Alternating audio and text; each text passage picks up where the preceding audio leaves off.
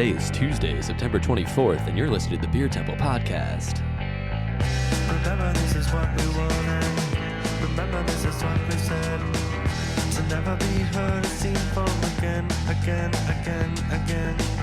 Remember this is what we wanted. Remember this is what we said. To never be heard or seen from again.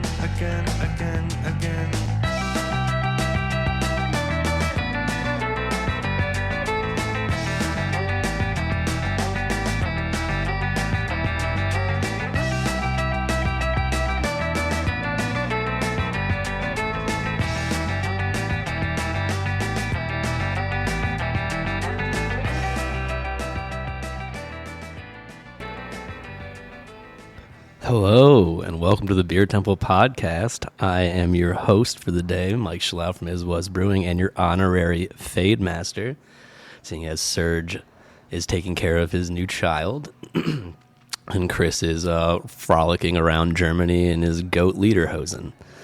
Equally important things to do. I haven't done a solo one in a minute, so I might not know what I'm doing anymore. And I definitely haven't done a solo one where I had to run the board, so good. We'll see how it goes. So far, about a 7. I want to thank WLPN, Lumpen Radio, for having us on, and their fearless leader. I saw one of their fearless leaders on Saturday. Saw Edmar at the Middlebrow block party. He showed up, we talked for a little bit, he ate a piece of pizza and a burger, and then I think he left within about 35 minutes. Good to see him though.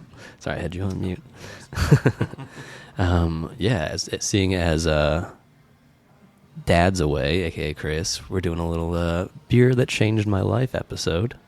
My one-on-one conversations with people that I respect and admire in the beer industry. And today's guest was born and raised in Michigan. After graduating from Central Michigan University, he held positions in the accounting departments of Domino's and PepsiCo, as well as being a pedicab entrepreneur before founding Begyle Brewing in 2011. Begyle was and still is at the forefront of Chicago's craft brewing boom, and Begyle was founded with the principle of the CSB, or community-supported beer, an idea inspired by local farms where community members buy shares of the brewery's beer ahead of time and then come and cash them in for growler fills. It's also a way to build community, something that today's guest has been as good at as anyone I've ever seen in Chicago's beer community. I've known today's guest since the early days. I was literally working at West Lakeview Liquors the day they delivered their first ever batch of bottles. And we have literally traveled across the world together, having poured next to each other multiple times at the Beijing International Craft Beer Fest. He's been my landlord for the last 3.5 years as well. He's a loving husband and father, and I'm lucky to get to call him my friend. Everyone, Kevin P. Carey of Begyle Brewing. Hey, Kevin, how are you? Hello. I'm good. That was a great introduction. You're welcome. I do a little bit of research just to make sure I have all my facts straight. And I was watching some videos from your YouTube page. Oh, no. And Ari, who is my assistant brewer, is literally in the background of the video of you guys doing your first tasting at West Lakeview when you had packaged, I think, Crash Landed and Flannel Pajamas. Yep. On the Franken bottler. On the Franken, the 2012 era, every tiny brewery Franken bottler. Yeah. When bombers were hot. The just because you can doesn't mean you should bottler that took us 10 years to figure out we shouldn't be using. Yeah. Pipeworks had one of those, and we went through thousands of barrels on that thing, and I literally can't believe it. And by any means necessary. That's right. Yeah. It's a different time. It was a long time. It was 12 years ago. Yeah, it was also crazy seeing Begyle and the space that I've been in brewing the Is Was beers for the last 3.5 years, and recognizing it as the space, but it being pretty different. There wasn't the garage door that connected the spaces yet. I don't think you had opened the tap room yet. No, it was very basic. It was this shoestring budget version of what we set out to do. We didn't really know. We were classic homebrewers turned professional brewers. I would say in that video we were definitely probably semi-professional, not getting paid and still figuring out what we were doing. So when I was at the Middle Block Party this weekend, I was talking to Brian, who's their brewer. We brewed a collaboration, probably I think it was like during the pandemic maybe. And he reminded me of some joke I used to make all the time and still do, but I did something really stupid. I don't remember exactly what it was. And he's like, and then I said, well, we're only technically professionals because we have to sell it to people to keep doing it. But there's nothing, not that much else professional about the operation, which We're is definitely professional. more now, of a joke. though. Yeah, technically. We've come a long, yeah, we've come a long way. You guys really have. Like, it's pretty impressive to see how you started and what you've grown Begyle into. Yeah, it's always been a labor of love and learning by doing and just trying to be, incrementally improve every time to get us to the point where we're at, whether that's on the hospitality side or on the beer and brewing side of things. So the way I like to start our conversations that become just normal conversations you and I would have anyway, probably, is that we talk about a beer that changed your life. It doesn't have to be like it like saved your life or it was transcendental drinking experience necessarily, but you chose a life of, making beer and selling beer. And there has to have been at some point something that you drank or something that inspired you that sent you down this path. It's hardly ever someone doesn't have some sort of moment with a beer and they end up in this profession. So, Kevin, what is a beer that changed your life? Do you want the beer straight up, or do you want the reason why? No rules here. However you want to say it. Yeah. So, I like to think this beer, why I chose this beer, and why this beer is still so important, is it's a culmination of a bunch of things that brought me to where we are today, and still why I do what I do every day, and why this is so important to me and my family, and it's the job that I want to have forever.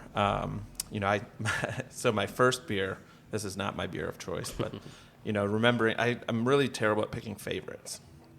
But I do have like a weird Rolodex of like memories of like important moments that built, or like I'm very into traditions or repetition and doing, the best way to build something is to kind of repeat that thing that is successful and keep kind of going. And so, my very first beer experience that I can remember was drinking at a party in college. I didn't drink until I went to college. Same. And, I had, that first Red Solo Cup experience on campus. And that's why we have Keystone Light in front of us. I should have gone. That would have been a nice beer curveball. 30. But, starting with the light beers in college, but then, so that was my first craft beer that I ever purchased at a bar was at a Buffalo Wild Wings. I bought a Sam Adams Sherry Wheat. Wow. At 12:01 on my 21st birthday. Nice. Yeah. Never forget. I don't know if I've ever actually had that beer. It was on tap. It was all the rage. This is 2005, so everyone that's listening kind of knows what the stage looked like. Clock and date you. Yeah. That was a big deal because at that point I learned about craft beer. I was getting into craft beer in Michigan. You drank, like, the big deal was like Michigan beer. Michigan was on the forefront of craft beer and had a lot of different breweries that were kind of in their infancy that now are like some of the biggest breweries in the country. And so that was another big moment for me because it was like the first beer I purchased, after 3 years of practicing, acquiring beers through other means. Sure. But then ultimately the beer that really changed things for me was when I got more familiar with Bell's Brewery. Bell's, as everybody knows, is now, again, the largest brewery in Michigan, largest craft brewery, depending on your definition of craft. But, at the time, Bell's was like everything in Michigan. Drink Michigan beer meant more like, drink Bell's. Drink Bell's, and Bell's was everywhere, and you'd see the Bell's bumper stickers everywhere. And the first time I had a Two Hearted, it was, I kind of graduated from the, Cherry Wheat is a wheat beer. much more easy drinking, much more approachable. Once I had a Two Hearted, it was kind of like, well, what is this? Like, what is this flavor? This flavor, I think I actually probably didn't even like it at first, to be honest. Like, it was one of those, right? Like, you're like, wow, this is, IPAs, starting to learn to like IPAs, going from Coors Light to cherry wheat to, I think, what was like some of the Belgian wit beers that were available at the time. 'Cause Sure. we were really we would drive all around to try and find all these different beers. Our apartment in college, we didn't get our security deposit back because we built a shelf around the living room and we collected every unique beer bottle that we ever bought. And so it was a big deal. And then coming across, the IPA thing and Two Hearted specifically, it was, at first it's like, what is this aggressive thing? Mm-hmm. And this is Michigan in the 2000s, so there's some malt flavor in there as well. Mm-hmm. But it was really kind of the point where, and I think around that same time we started homebrewing in our college apartment. And so realizing that the spectrum of flavors that are available in beer, it was kind of like mind-blowing at the time.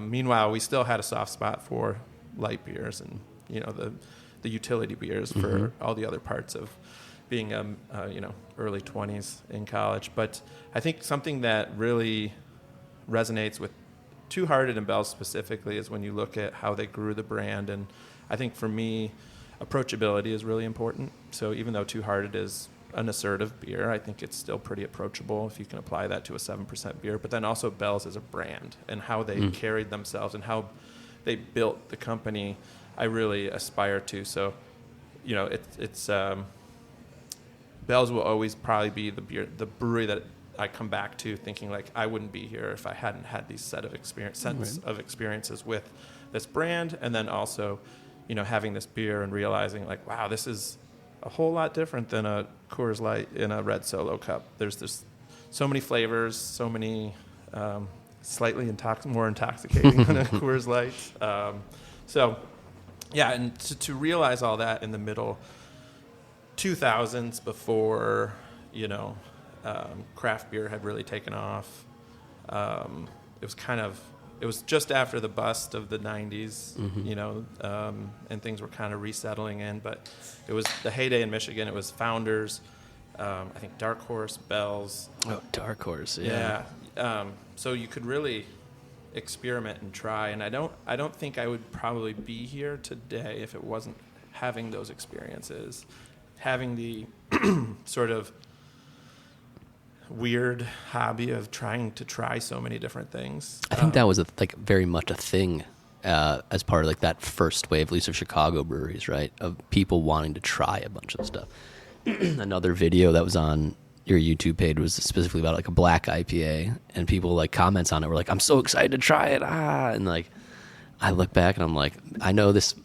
It's weird to be nostalgic for things like that, but like there was a more of a sense of discovery in people in general, I think. And I think the breweries you found then kind of shaped the trajectory of what you do. Like they imprint on you. Yeah.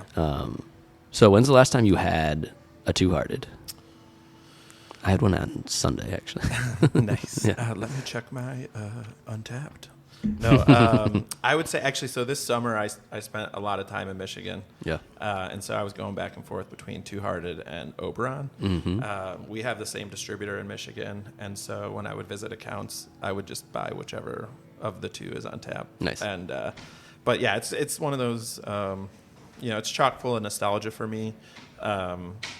I was very fortunate as a graduating senior in high school. I was in a ska band, and one of my bandmates was invited to.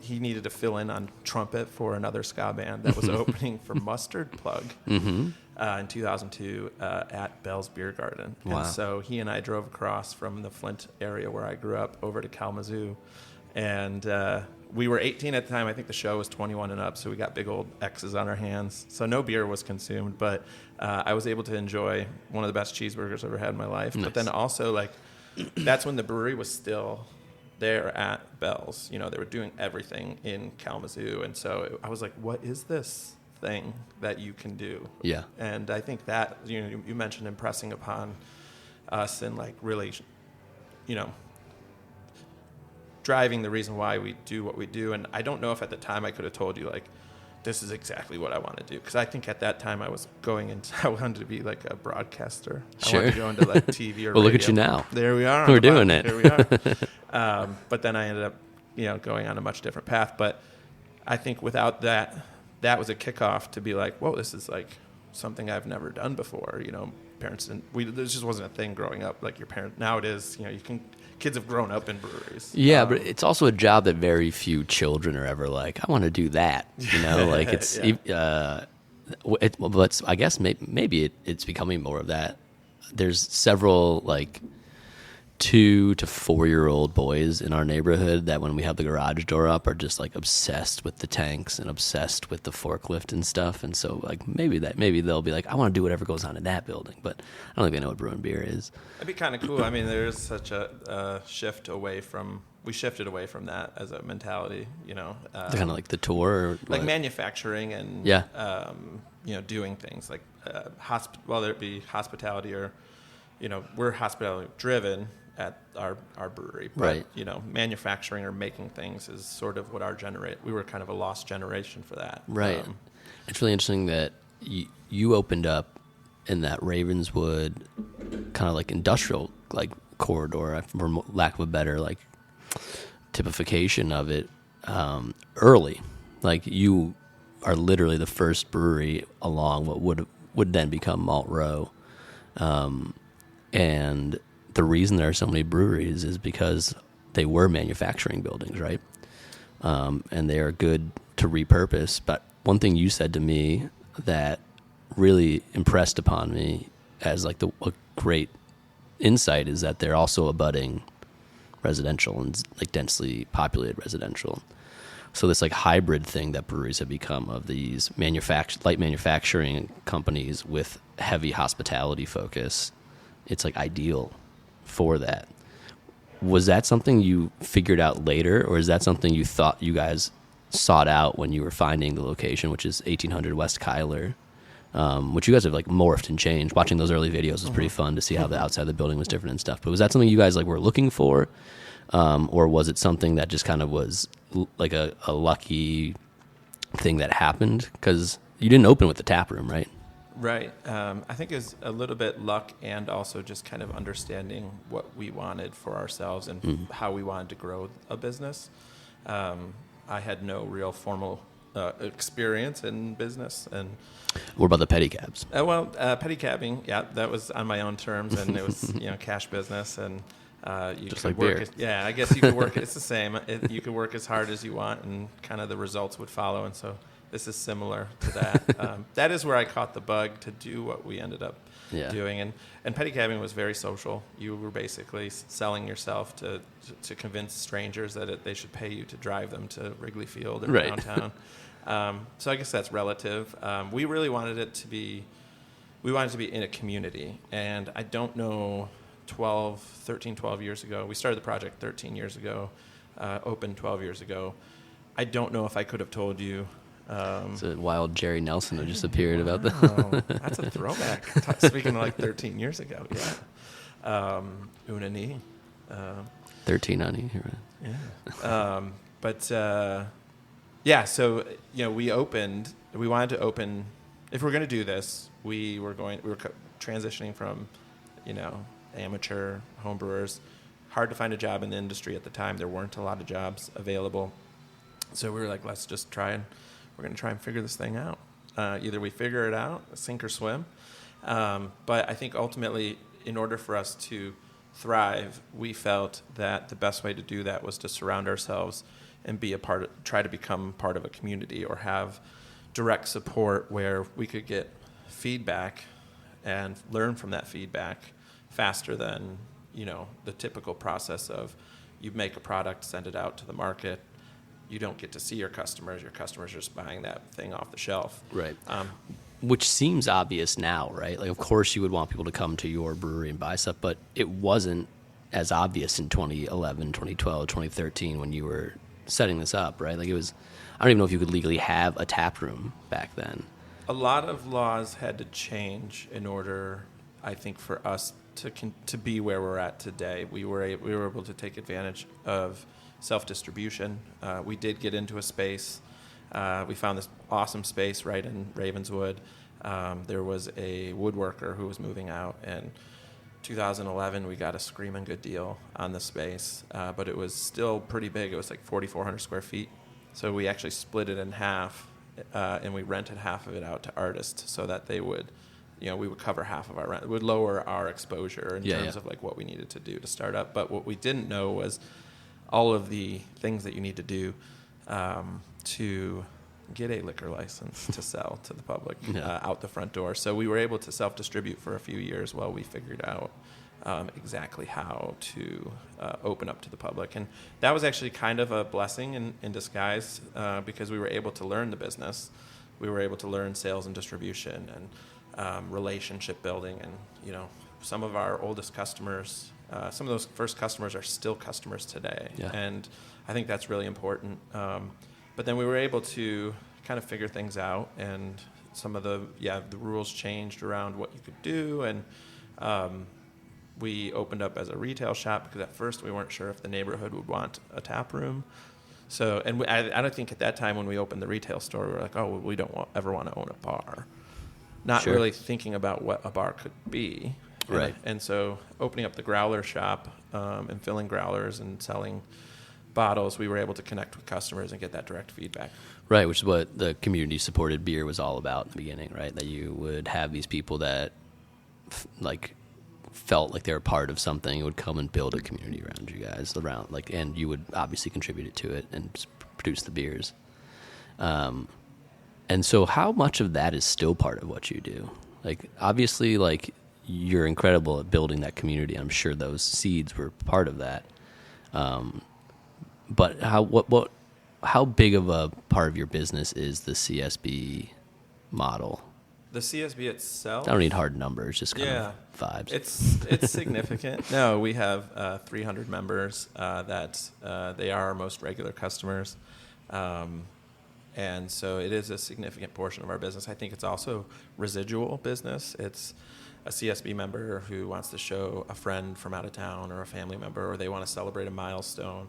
And now we have we have our CSB program, but we also have regulars. I think most regulars are CSB members, but I don't know how that Venn diagram works out. But what I do know is I think that was the biggest thing we learned from opening our bottle shop, selling beer to go, was people wanted to linger and hang out and talk. And I don't know if I could have really written a business plan around that idea at the time. But now looking back, hindsight being 2020, I think focusing on community and building community and connecting with people. I tell people a lot of times, our beer is really important. It's really good. We make great beer. Yeah. But to me, it's more about what happens around the beer. Mm-hmm. It's those, and that's kind of, going back to why, I chose Too Hard. It's all these different experiences I've had throughout my career and through my life that revolve around Bell's Brewery, or coming back in just random ways. And so I think we can become that. We are, hopefully now looking back 12 years, I think we have some proof that we have done this, and it is something that I want to continue to focus on as being important in someone's life, and these customers and building community. You look at European pub culture, and those are the community hubs, going back 400 years. Right. That's how they started. They're public houses, right? Yeah, and I don't know if we didn't really, I might be, I don't know if I'm too naive or not, but I just feel like we don't, whether our generation missed out on that or it just doesn't seem like it was a thing in bar culture.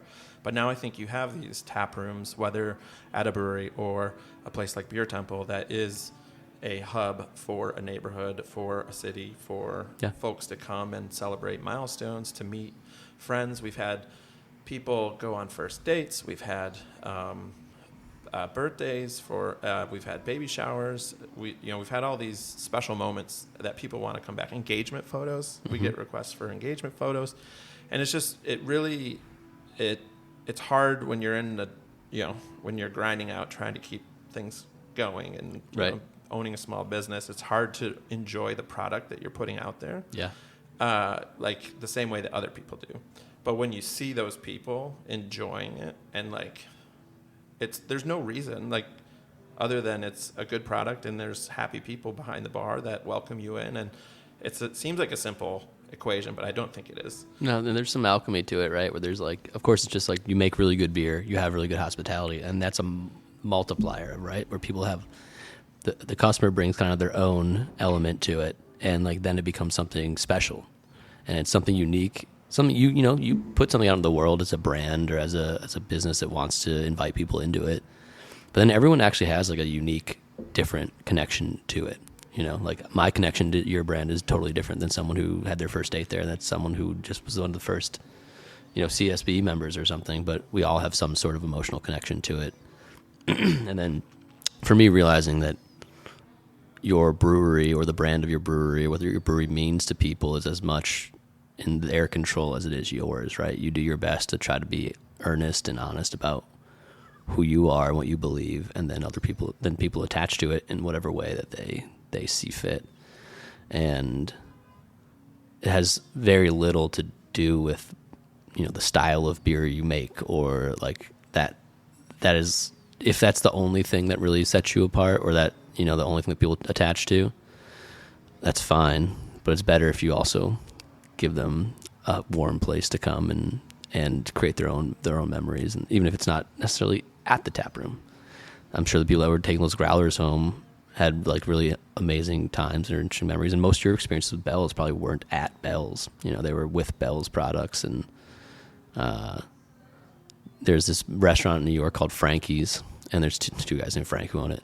And one of them is like, hospitality in the restaurant industry is one of the only places people go because they want to feel better. Like they have to go to their job, they go to the movies maybe, but like when they want to celebrate things, they go to a restaurant or a bar or a tap room. When they want to like, have an experience that they're going to remember the experience anyway because of some special thing that happened to them, they go and do it at the places that we have. And that's like, I think you understood that way earlier than most other people.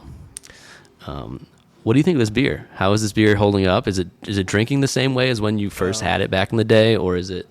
I think the beer's changed a little bit, but does it evoke the same feelings, memories, like desires? Yeah, I think it's really fresh. If I had to It tastes guess, really good. I think it's within 4 weeks of when it was canned, which is, in my opinion, prime for a 7% IPA. Yeah. It tastes really good. I would say, I don't know. I think it's maybe less malty, but it's still a lot of malt for a modern IPA. Yeah, I also think there's something that this beer displays that no one ever really talks about explicitly, but that a beer like this, or your flagship beer, isn't defined by the recipe that it is. It's defined by how people relate to it, and you want to keep that the same, Yeah. So like, as caramel malt falls out of favor, you probably pull a little bit out of it, but still make people feel like it's the same beer, because people are drinking things in context of all the other beers that other breweries are making, all the other beers in your brewery's portfolio, right? Yeah. So if you have this one thing that just stays literally the same ingredients all the time, that's less impactful or less intelligent of a choice than thinking of the brand as the way people connect to it. Yeah. And evolving the actual physical liquid, not changing it entirely, but moving it with the people who want to drink it, and not just staying still while they move away from it, because they don't see it that way. Yeah. They don't realize that they're changing as much as they are, or that their palates are changing as much as it is. They think that your beer is just old or whatever. It just just doesn't feel the same. So I think that's a really good point. I mean, I can tell you, like 20 years ago when I had this beer, I would have told you this was insanely bitter. sure. But now I'm drinking it, and it's not. It's very drinkable, and but my palate has definitely probably changed. I think that you get the great caramel malts, which I think will be coming back into favor. You think so? Maybe, I think that classic styles, my feeling on classic styles. I think classic styles are important. I think they'll never go away. This is a beer that's been voted like the #1 beer by homebrewers like multiple every times. year for the last like 10 years. And I think that's 5 years. Yeah, I think it's an interesting point about like tweaking and going with the flow, because I think if you didn't, if they had just kind of stuck to it and if they didn't make any changes, assuming they made changes, but if they didn't, it could have fallen off and not be the beer that is today. Yep. But I think of that as like the nuance. Wine is different every year because the grapes are different every year. You celebrate different vintages because of different successes with weather or whatever it may be. Right. And I think with this, it's an agricultural product you're dealing with. And so hops and malt, they change. You have to be ready for changes. You have to be ready for malt that has maybe too much protein in it. And I think one of the things that you can look at this beer and say is like, going back, to my earliest experience with Bell's over 20 years ago, like the quality has always been there, as far as I can remember. But I'm sure Larry Bell went through the same process. He started out as a home brewer in the 80s and selling beer out of the trunk of his car, much in the same way that we did 12 years ago. I'm still doing. You're still doing, but you're doing it so well. But this is just the beginning. Technically professional. Yeah. But I'm sure they had to do the same thing that we did, and not everyone does this, I don't think. You have to, it's getting constructive criticism or feedback, or someone tells you that something is different than you believe it to be, or, because it's your thing, your product, your baby. But if you get feedback from somebody and you take it and you change, and you can like make those changes and improve. We didn't do that. And if Bell's didn't do that in the early days, if he didn't have his first round of customers that he was delivering to and having that conversation about like, is this a good beer?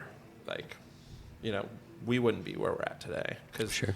Our first beers, one of the first beers we ever made was our blonde ale. And still to this day, I have pictures of it. It was the most crystal clear thing I've ever seen in my life. And I just remember like thinking like we did that, and it felt like a commercial beer. Mm-hmm. Even though it was like the first thing we did from...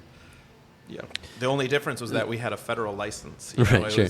But that was atypical for 2012. People, their first beers, at least where I worked, their first beers weren't a blonde ale that people wanted to be drinkable. They were like, whether they wanted to admit it or not, a lot more breweries were inspired by the Three Floydses and the like the Stones of the world being like, we're badasses and we make beer that's so good you don't even get it. And that was that was much more the vibe of 2012. And so you guys out of the gate being like, well, we want to make a blonde ale and like a nice oatmeal stout and a convivial pale ale. Like, you're way ahead of your time. It appears that could be true. But I think it speaks to like the experiences that, and observations of, I'm not supposed to go outside of my two-hearted lane here, but like you look at the offerings of a company like Bell's, and you can go out. I told you can talk about any Bell's beer you want. You want to pick the whole brewery, and it's not called a brewery that changed my life, but it's a beer. But you can talk about any of the other beers you want. So good. I think that's a good point about like the contextualization of beers within a portfolio too, where like for a while, and certainly in my experience, the idea of a portfolio was scoffed at, and kind of just like, now we just make new stuff all the time. Yeah. Which is still more a thing for smaller breweries, but the idea of a beer like Blonde fitting in and spearheading, being like, this is the thing that we make the most of, and like the rest of the beer should support or fit around it. We think about that with Wilby a lot, where we're like, we describe it to people as like, this is the beer that all the other beers kind of come from. It's the father or the sires, all the other beers. And starting with a beer like Blonde instead of, I don't know, Ninja versus Unicorn as like the foundational beer breeds a hugely different brewery, and probably allowed you to commune with a different type of consumer from a very early point, and one that was a little bit more mature and what it knew what it wanted. And not that there weren't breweries making approachable beers like that, but you guys were unique in being a new brewery doing that and not being like, we make hoppy brews and stuff. You did those too, but yeah. How do you think that do you ever think about the trajectory of that as like there was a time where like you could have tried to be a hype brewery, or you could have tried to follow trends a lot, and not that you guys don't make modern styles of beer, you certainly do, but that like starting with blonde and a nice stout, and the differences between that and like a Pipeworks, just from my own perspective, like how that wound us both up in Beijing. Yeah, right. Which we'll get I don't know. to. That was not really a great question, but Yeah. No, I think it's a good question. It's yes, I know it was not a overall worded question, but I think I know what you're saying. Yeah. So it's all good. great. Thanks, Kevin. And it could be the two-hearted art. No. Too hard hitting. I think, there were those moments early on where, and I think it could have been a lack of like, or not even a lack. I think it could just be the way that I grew up around my experiences with beer and trying new beers. Like maybe it was like an era thing, where how I sort of came to enjoy beer was trying a lot of imports, a lot of Michigan beers. And so when it came to building the brands that we wanted to sell and the beers that we like to drink, I think that drove a lot of why we stuck with a blonde, a pale ale, an IPA, and we were super late to the hazy IPA thing. But we eventually did it. But I think what was really important for us is this is our brand. It's a reflection of who we are. I think chasing a lot of trends could have been, for me, it wouldn't have been genuine. It would have been, profiteering off of this idea that like making it a commodity. And for me, it's never really been about like the commodity side of beer. It's been about enjoying it, the moments, the memories, the things like that, the now what we call, community side of it. And so at the time there was maybe some moments where I was like, are we screwing this up? Like, should we just dive into the whatever the fad is of the day and really just try to be pumping out, churning out new beers after new beers after new beers? And it didn't really feel like us. We still turned out a ton of beers. And now we have so many recipes that are dialed in and favorites of staff and of customers that it's very hard for us to fit in a new recipe now. Sure. So I think, it was hard watching some of those other breweries kind of explode around us, selling styles that but those were styles I just didn't drink. So it's like I didn't understand. There was moments where I did partake in the rarity of things, like, oh, I want to try that because it seems like people really like it, and they're hard to get. It's hard to get. I think everyone did to some extent, but I think for us, it's always been, we started with community. We started with like a very important part of building community to me is being approachable and being available. And so we always focused on not running out, making sure we had the thing that people wanted. Because I think when you do have something that people want, they'll come back to it. Mm-hmm. And they'll keep coming back to it.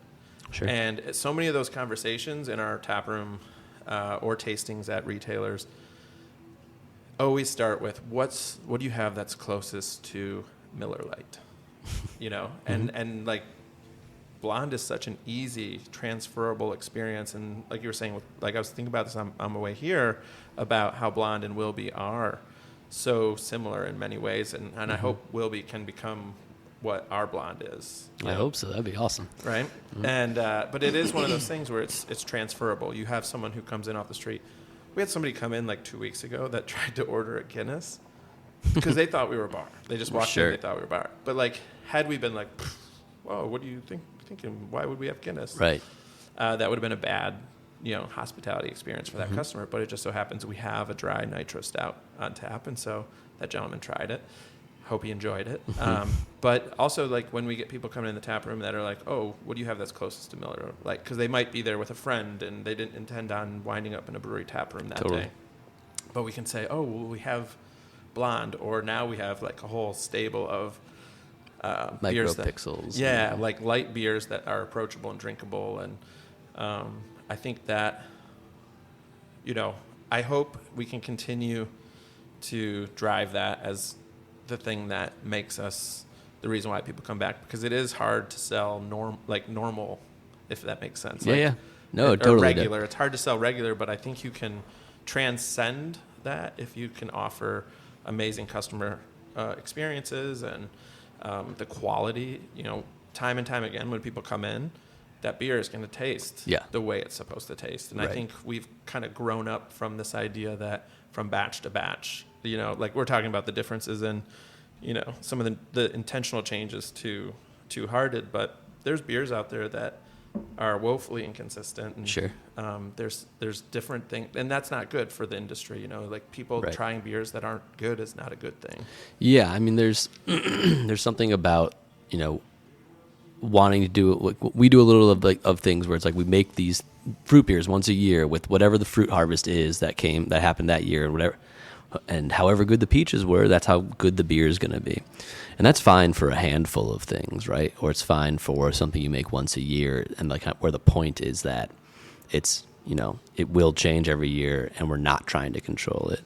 But when you're offering a blonde ale, or you're offering like Crash Landed or Freebird, like those hit every time. You guys are incredible at producing the beers consistently. Honestly, watching you, I gained so much. I already respect you, obviously, but gained so much respect watching you guys day in, day out crush those beers, and just small 2-person team really nail everything and be very conscientious. And you have the cleanest, most organized brewery I've been in, which is saying something. There's a lot of, maybe New Glarus is cleaner, but I don't know that. So, Dan Carey has not responded to my emails to do one of these. So, hit me back, Dan. No relation.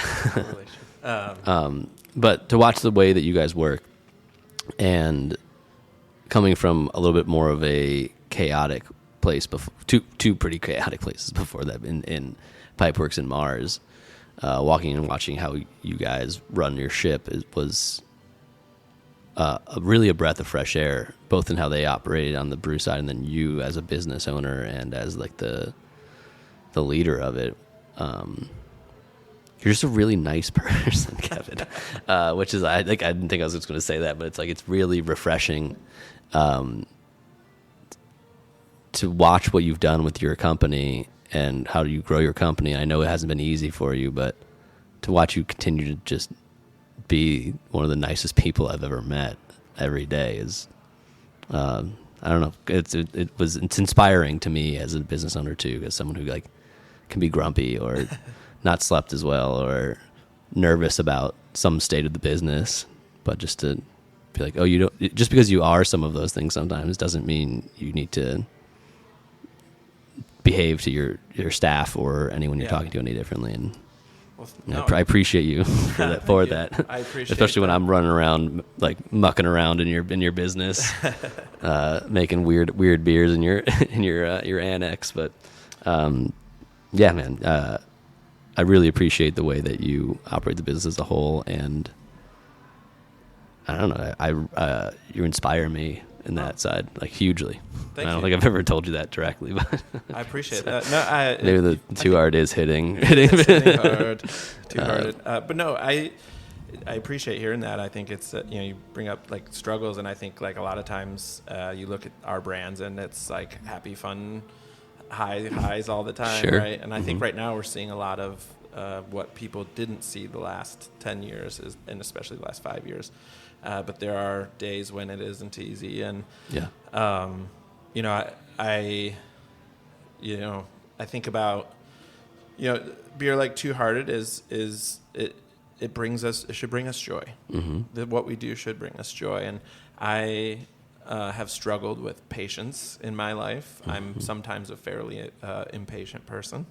There are a few people that can attest to that. But I think ultimately, like, I don't know, looking back on everything that we've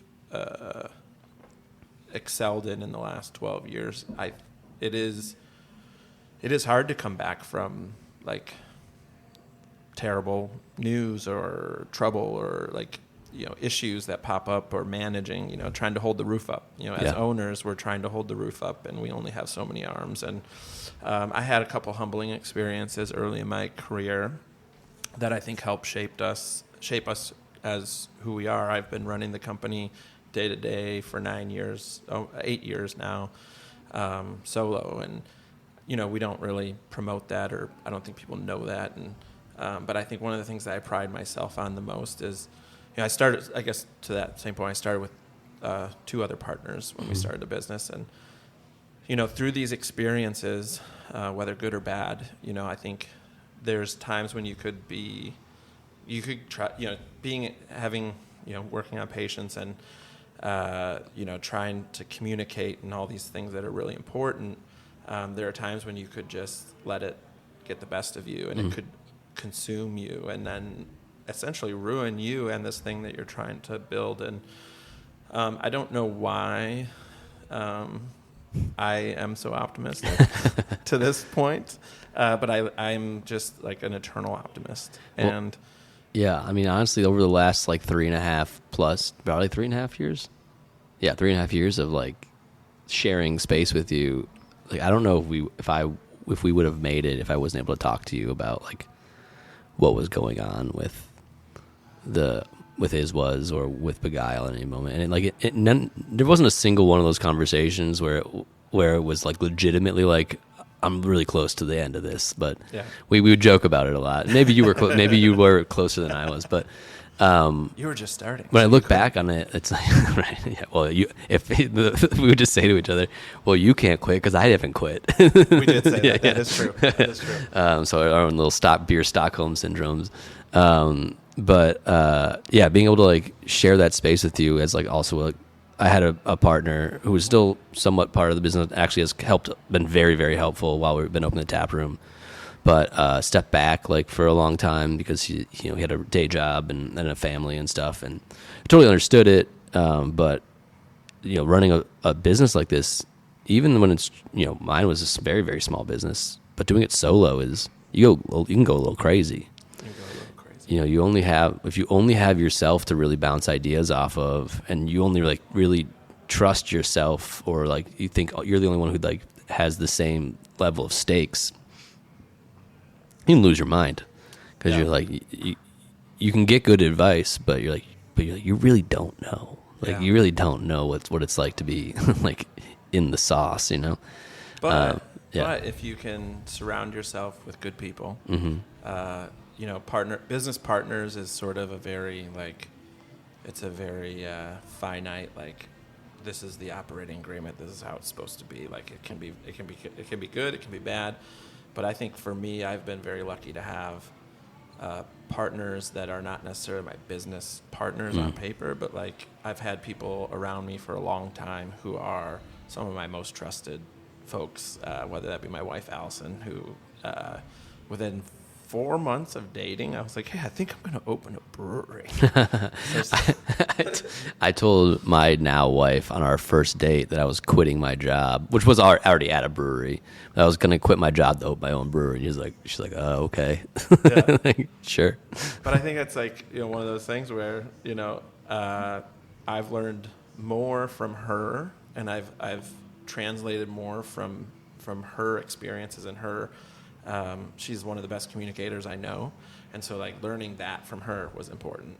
Liz, our head brewer, who's been with us, it'll be 11 years in December. Yeah, she's been here through everything. Yeah, and we have a unique way of working together, and she's super talented. She didn't have a background in brewing, but she has a degree, a PhD. She's a doctor. She's a doctor. Yeah. PhD in microbiology, which is really small science, if you guys don't know. Yeah, tiny science. Tiny science. But yeah, so like surrounding yourself with good people. Yeah.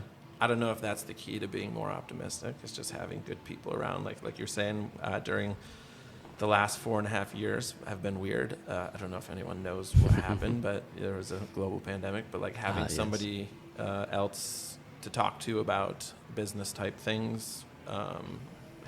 Our conversations that we had, convincing ourselves not, you convince me not to quit, I convince you not to quit.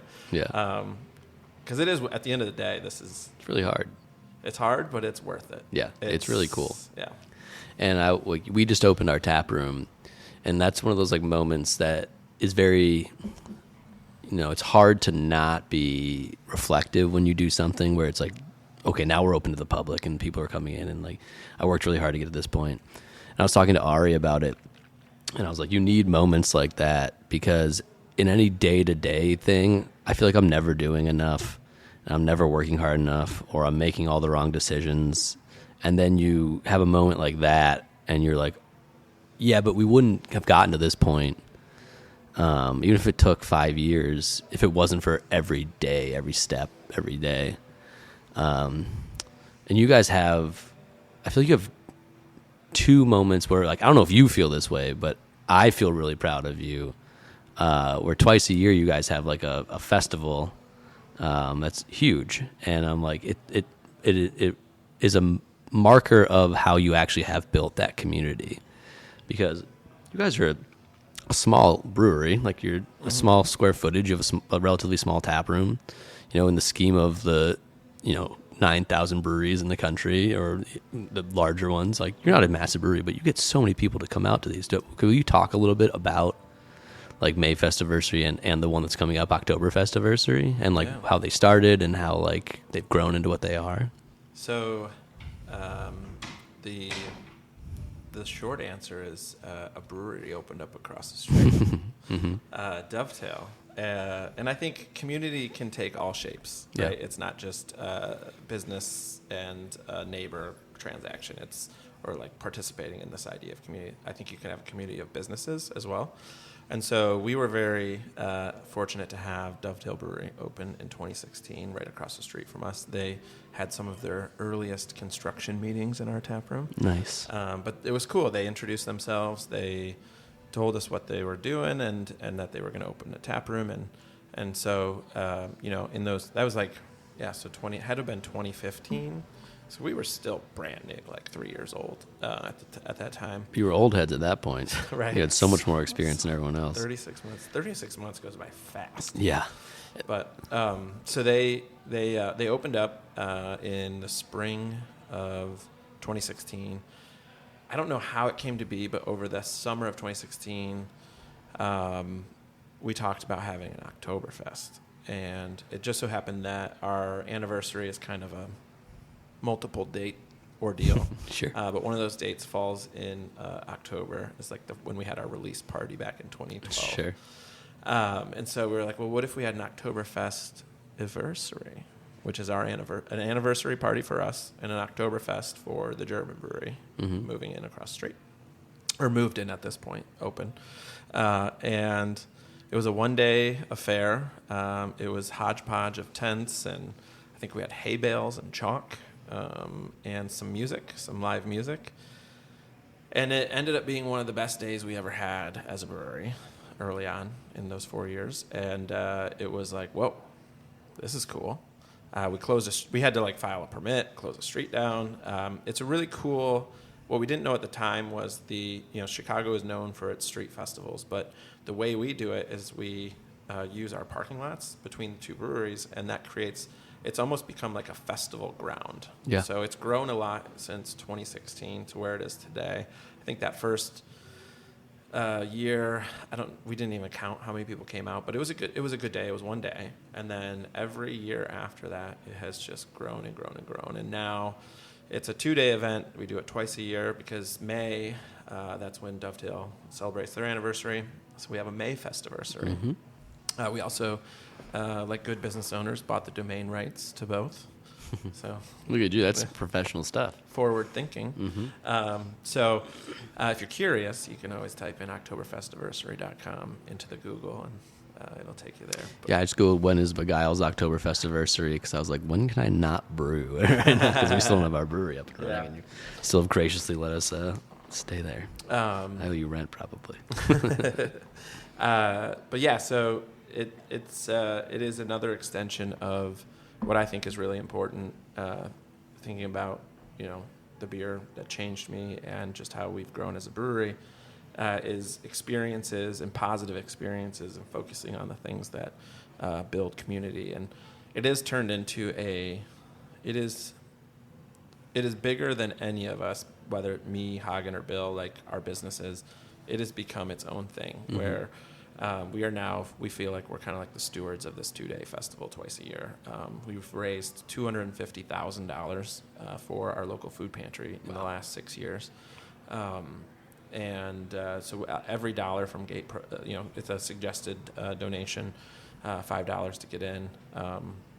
We work together to plan the festival, and then they keep the 100% of the gate proceeds. A lot of times in Chicago, you'll go to a festival and they'll ask for a donation, and the promoter is using that money to pay for the tents and the bands and things like that. We just, the way things work, you need a nonprofit to pull that type of a license. So we work with them.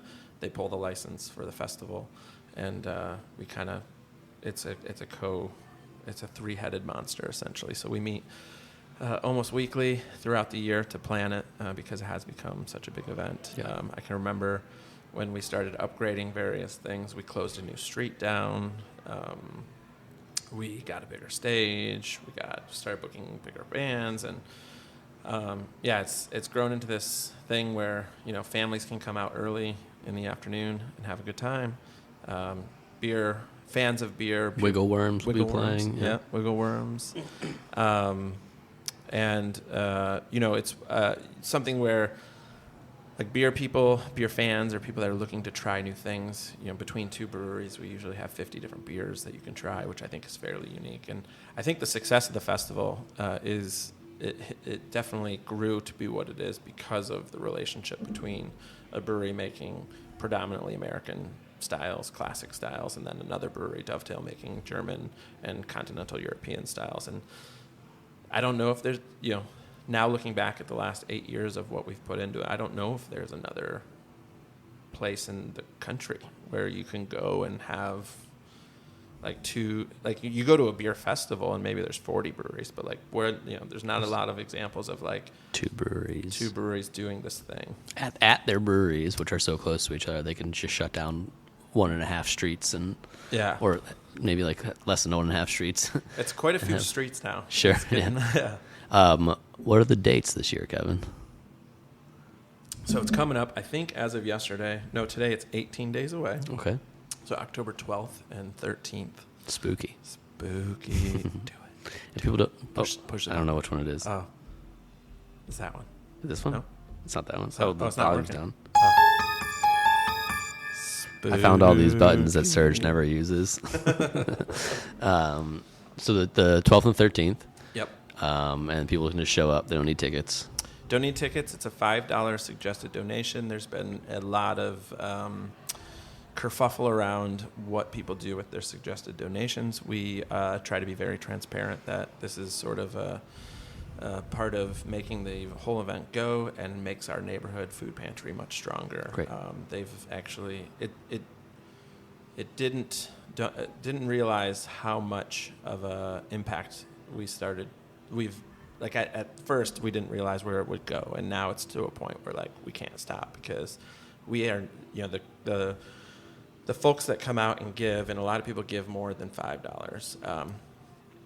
Going back to community, we are helping this part of our neighborhood be successful, and without this, I think last year it was a combined total of $80,000. That's somebody's incredible. That's salaries that couldn't be paid, right, if we didn't do it. And so, a reason why we can't stop. And so it's pretty incredible. And it's not because, Dovetail makes good beer, we make good beer. We both have, the hospitality side of things. It's the community that comes out and turns it what it is. Because if we just close the streets down and people didn't show up, it wouldn't matter. But people show up, they have a good time, they raise money for good causes, they have great experiences. A few years ago, someone lent me $5 to get a turtle made by a balloon artist. What a nice person that was. What a nice person that was. People just do nice things. Thanks, Mike.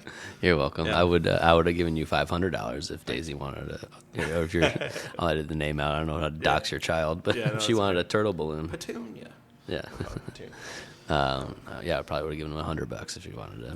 Yeah. I just downed it from 500 because that's a lot of money. That's a lot of money. Yeah. It was a cool thing. But yeah, so it's a fun event. It's much like the brewery has grown, and it's grown around the people that have been involved with it in the community around it. This event has grown around it, and yeah, it's reflecting on that, coming over here to talk about the one beer that changed my life. I think to me, it is all about experience. I don't think that experiences have to be limited. I think that there are times for those. You can make things like super special.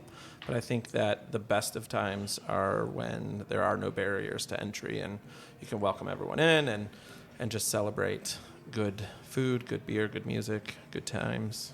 And then, just keep doing that on repeat 52 weeks, 7 days a week. As Mike Miller says, we throw a party every day. Yes. Set 7,000 straight days of partying or whatever he said. It is the reason to do it. I know you're just getting started on your journey with your tap room, but I think one of the things that I've, taking from, when Two Hearted changed my trajectory on flavor and experience and just the things that have happened over the course of my life, adult life, it always comes back to just like we do this because, I do this. I think I do this because I enjoy seeing other people happy. Yeah. I like to do I don't mind running around, on fest weekend and doing the dirty stuff, knowing that, however many thousands of people are going to come through and have, hopefully one of the most fun days that they've had while they've lived in Chicago. And it's cool. It's a weird, I don't know if it's weird or not, but it feels, yeah, I don't know. Let's call it weird, but it's a weird thing to still, a lot of people I think might want to try and grow out of that and not be as involved. But I just really enjoy it, and I think that. Same. It's that's the juice, that's why I do this. It's not so I can make I was talking to our banker and he's like, well, what's the plan for you to not do well? I'm like, eventually maybe I'll have to have that plan, but for now, I do this because I love doing it. Yeah. And I genuinely like working the way we work and solving the problems and making an experience that people can enjoy and making something that people can commune over. Yeah. Well, Kevin, is there anything that you want people to know about Begyle or Oktoberfest anniversary or yourself that we didn't cover? No, I think we covered a lot. We're excited for Oktoberfest anniversary. We're excited for all the other fun things we're going to do. I think, if people know one thing about us, it's I like a good party. We didn't even talk about some of the other parties that we throw, but that can be another episode. Oh, do you want to go into the No, best friends turn 10? No, that was legendary. Yeah, but, that was insane. I think that's, I think in closing, I think, when people think about Begyle, whether it's, if they're buying Blonde Ale at Target or, Freebird at Bottles and Cans or Haphazardly at the Beer Temple, I think that's a big part of what we do. But then I think ultimately the thing that will keep us sort of grounded is the quest to throw crazy parties and the best possible hospitality experience that we can do. We have a bunch of curated events that we do every month at our brewery. We have a trivia list that goes out to Amazing trivia. Incredible trivia. Brett and Audrey. Brett writes all the trivia, and I remember talking to Chris about it and him being like, where did you find these people? Well, they work in our tap room. Yeah. It's cool. He thought they were professionals. They are professionals. As much as we are professionals. It's incredible. Yeah. Sometimes I have to work late on Thursdays, and I play along with the trivia. I try not to cheat, but sometimes the table closest to where I'm washing a tank might get a couple extra answers. Nice. Don't tell Brett and Audrey. But you should edit that out. I'm not looking them up. I just know them. But it's cool. I think that's, I think if people have had that, if somebody's buying Blonde Ale on the regular as their fridge beer, if they haven't been into the brewery or been to Oktoberfest anniversary or one of the other parties that we do, I think that's sort of the runway for us to keep going and bring in new customers and keep the same, the regulars and CSB members engaged. And it is a lot of fun, and I look forward to throwing some more crazy parties and coming up with new ideas and maybe taking a nap at some point. Agreed. Well, you can follow you guys on Instagram at Begyle Brewing, right? If they want to see updates for things that are happening. Yep. Anywhere else they should look for updates? We are big into the stories on Instagram, so Cool. a good way to keep tabs on what's going on is to follow us on Instagram. We put all of our goings-ons in the stories. We're not big main feed posters. Who is anymore? I know, but we do rock a good Instagram story, Right. courtesy of Melanie. But yeah, I don't know if we're on Twitter. I don't think anyone's on Twitter anymore.